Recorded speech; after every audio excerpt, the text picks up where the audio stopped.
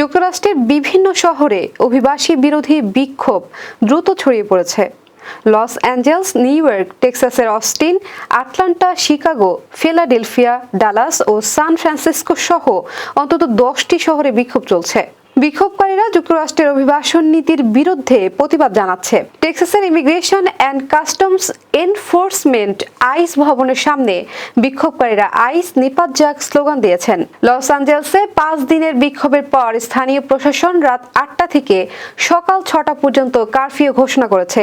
Mayor Karen বাস বলেন, শহরে অশান্তি ও লুটপাট ঠেকাতে এই পদক্ষেপ নেওয়া হয়েছে। কারফিউ চলাকালীন প্রায় 200 বিক্ষোভকারীকে আটক করেছে পুলিশ। মার্কিন প্রেসিডেন্ট ডোনাল্ড ট্রাম্প বিক্ষোভ দমন করতে 700 মেরিন সেনা ও 4000 ন্যাশনাল গার্ড মোতায়েন করেছেন।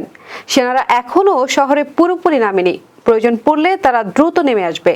ক্যালিফোর্নিয়া রাজ্য ট্রাম্প প্রশাসনের বিরুদ্ধে মামলা দায়ের করেছে। তারা অভিযোগ করেছে, সেনা মোতায়েনের মাধ্যমে প্রশাসন রাজ্যের নিয়ন্ত্রণে হস্তক্ষেপ করেছে।